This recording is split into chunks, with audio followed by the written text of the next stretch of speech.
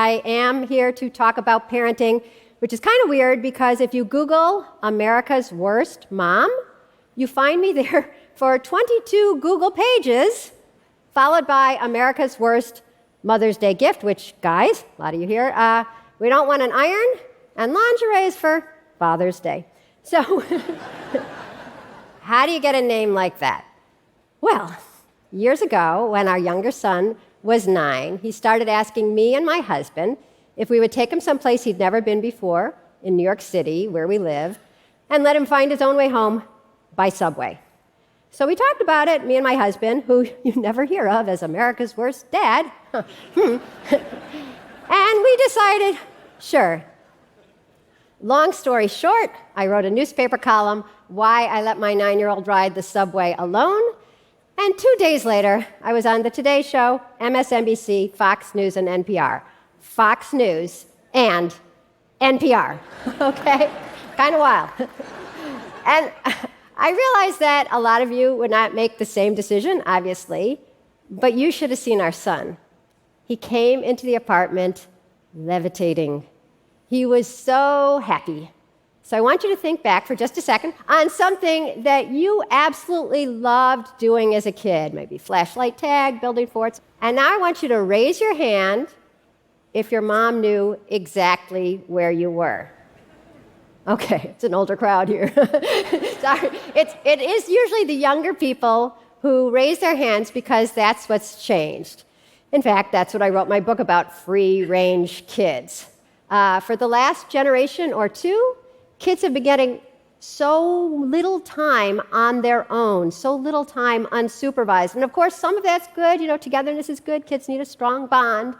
But, too much is driving us all crazy. There was the Surgeon General report from 2021, which a lot of you probably saw. It said that kids are more depressed and anxious than ever, right? And then he came out with a report like 2 years later, and it said parents are more depressed and anxious than ever. I'm like, yeah, because we need our space, right? The olden days were not perfect. But back then, there were 3 worlds that were absolutely perfectly balanced. There was the kid world filled with, bikes and adventures and playing, and the adult world so boring. People were always talking about politics and who was having a procedure, and a lot of polyps. And then there was family world when everyone was together, like on vacation or at dinner. But now they've all been sort of mashed up together, and especially since phones, because now even when parents aren't physically with their kids, they can be texting and talking and tracking to them. So the worlds are not in balance anymore. Fortunately, the reason I'm here is that there is a sort of easy way to start teasing the worlds apart again, and it just begins with a little bit of deprogramming. So here goes. We have to realize that we've been sort of brainwashed into believing that anytime our kids aren't with us, they're in terrible danger of being kidnapped by a guy in a white van looking for his puppy, or, also tragic, not getting into Harvard. And as a result, terrible, I don't even like to think about it. But the upshot is that we are spending way more time with our kids than our parents spent with us, usually helping them do things that they could do on their own.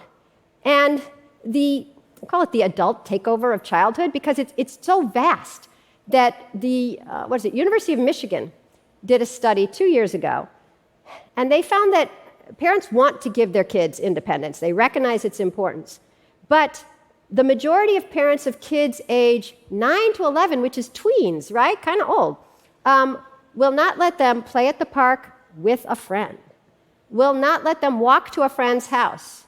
And if they're at the store shopping together, only 50% will let their kid go to another aisle. Okay, that's the real statistic. That's University of Michigan. So sending your kid for a can of peas is like sending them to Nam, okay? It's just crazy. We got to get braver than that. We got to get brave enough to send our kids to the canned food aisle or to the park before their voice changes. So how? Well, I've got 2 helpful facts and 3 solutions. Helpful fact 1 is this. Your kid is not going to be kidnapped. Okay? If for some reason you wanted them to be snatched off the street by a stranger, statistically, how long would you have to keep them outside?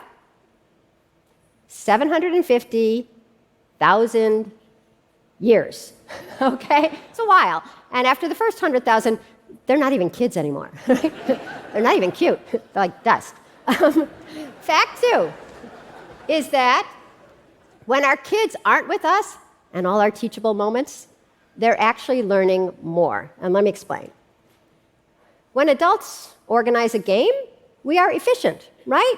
We decide what they're going to play and whether the ball was in or out and who gets a trophy, which is easy because everyone, right? But when kids are organizing a game, it is a total mess. Especially if you got like a bunch of kids of different ages, like the Peanuts gang. Well, they have to decide what they're going to play, and then they have to make the teams kind of even, a lot of negotiating, and then you have to keep the game going, even when there are arguments, which there will be. So along the way, they're learning, how to make something happen, how to get buy-in, executive function, focus, compromise, communication, just all the skills they need to be a functioning human being. And if like a 12-year-old ends up pitching to a 5-year-old, which would never, ever happen in adult organized sports, well, there's no glory in striking out a kindergartner, right? So the older kid throws the ball kind of gently, and the little kid taps it. And the older one goes, my God, it's a home run! Okay? And the little kid is so ecstatic, right? But the older one is too, because he's doing something new. He is learning how to empathize and how to be generous, how to be an adult. And that's the most teachable moment of all. When we take those experiences out of our kids' lives, by always being with them to help them and high-five them, good job, good buddy, they get anxious because they don't see how much they can do, how much they can handle on their own. And we get anxious because we don't see it either. And so we're all feeling way more anxious than we have to. What can we do? Here's the deal. About 8 years ago, the social psychologist Jonathan Haidt and I and 2 others got together and we started a nonprofit to make it easy, normal, and legal for parents to let go and let grow. Okay? In fact, we call our organization Let Grow. And because a collective problem, which is nobody letting their kids do anything, needs a collective solution, everybody doing it at the same time so you don't feel guilty or weird or judged, God forbid, judged, we came up with 2 school programs that are free and 1 new law. The law is this. The law says that it is not illegal to let your kid play at the park with a friend or walk to the store or do all sorts of things on their own. We call it the Reasonable Childhood Independence Law. And so far, as of last month, it has been passed in 9 states. Yes, right. Thank you. Yeah, it's a great law. And actually, they're voting on it in Florida tomorrow. Anyways, and then our 2 school programs are these. We would like schools to stay open after school, not just for chess and homework help and soccer and all these adult-run activities, but for actual mixed-age, no devices, free play. You put out some balls, some chalk, cardboard boxes, and there is an adult there crouching in the corner with an EpiPen. but they don't solve the arguments. They don't organize the game. They're like a lifeguard, okay? And I know everyone thinks the kids just want to run home. They really want to be with their phones. They really want to be with each other. They really want to be having fun, playing, having adventures, maybe flirting. And if the only place they can do that without constant adult supervision is on their phones, of course that's where they go. But if you give them back a place that's free of phones, filled with kids, a swath of time, they love it. I've gone to these play clubs. It is so great. I consider them a wildlife sanctuary for childhood, right? Simple. Just keep the schools open for free play, right?